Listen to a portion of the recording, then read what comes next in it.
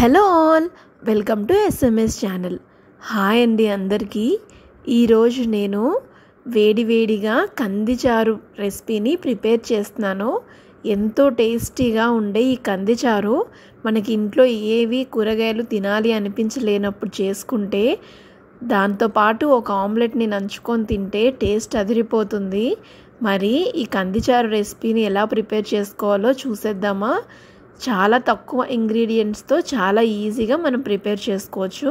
ముందుగా ఒక గ్లాస్ కందిపప్పుని నీట్గా శుభ్రంగా వాష్ చేసేసుకొని దాంట్లో 1 టేబుల్ స్పూన్ వరకు కారం, 1/2 టేబుల్ స్పూన్ పసుపు, కొద్దిగా సాల్ట్ని కూడా యాడ్ చేసుకోవాలి.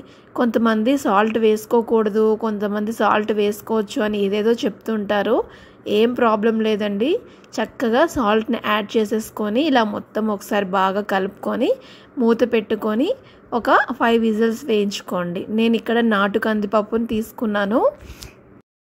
మనకి ఆ పప్పు బాగా ఉడికేంత వరకు తాలింపు కోసం ఒక బాండీలో కొద్దిగా ఆయిల్ని తీసుకొని, ఆయిల్ వీడైన తర్వాత ఆవాలు, జీలకర్ర, కరివేపాకు, ఎండుమిరపకాయలు, వెల్లుల్లి రెబ్బలు వేసుకోవాలి. నేను ఇక్కడ చూపిస్తున్నాను చూడండి. అన్నీ కొంచెం కొంచెంగా వేసేసుకొని తాలింపు బాగా వేసుకోవాలి. ఈ తాలింపే మనకి కందిచారుకి టేస్ట్ని బాగా పెంచుతుంది. మీకు టైం ఉంటే 4 ఉల్లిపాయ రెబ్బల్ని కూడా చీలికల్లాగా కట్ చేసేసుకొని వేసుకోండి. టేస్ట్ చాలా బాగుంటుంది. ఇవన్నీ ఇలాగా బాగా ఫ్రై అయ్యేంత వరకు కలుపుకోవాలి. తాలింపు బాగా వేగిన తర్వాత ఉడికించుకున్న పప్పుని ఇందులో వేసేసుకోవాలి. చూడండి, ఇలా నీట్గా పప్పు మొత్తాన్ని ఇందులో వేసేసుకొని బాగా ఒకసారి కలుపుకోవాలి. నేను ఇక్కడ నాటు కందిపప్పు తీసుకున్నాను కాబట్టి 5 విజిల్స్ వేయించినా నాకు కొంచెం బద్దలాగా ఉంది. మీకైతే సరిపోతుంది. బాగా మెదుపుకొని ఇలా తాలింపులో వేసేసుకోవాలి.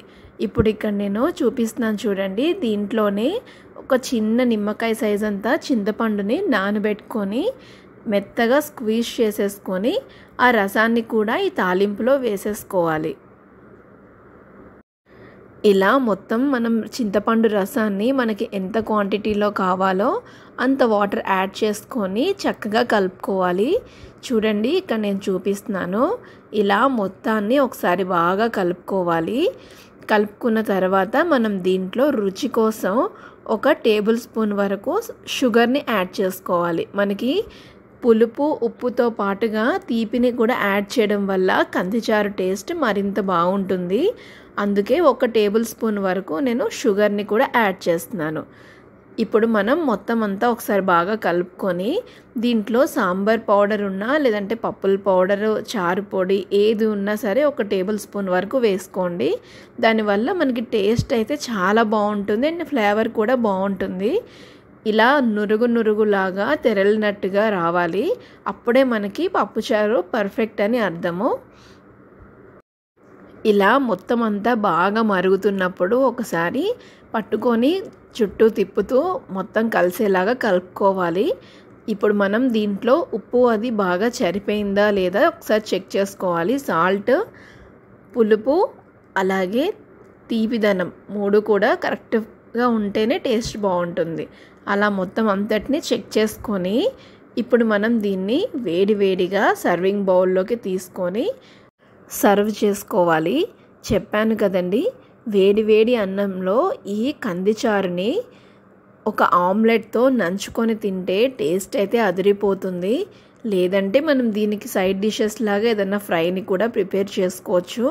కానీ నోటికి మాత్రం మంచి ఫ్లేవర్ వస్తుంది. అలాగే వెజిటేబుల్స్తో, కర్రీస్తో కూడా తినడం కంటే కూడా ఈ విధంగా తినడం వల్ల మనకు ఆ కమ్మదనం చాలా బాగుంటుంది. మరి తప్పకుండా మీరు కూడా ఈ రెసిపీని ట్రై చేసి ఎలా వచ్చిందో నాకు కామెంట్ సెక్షన్లో తెలియచేయండి. అలాగే మీకు కనుక ఈ వీడియో నచ్చితే తప్పకుండా please do like, share and subscribe. Thank you for watching.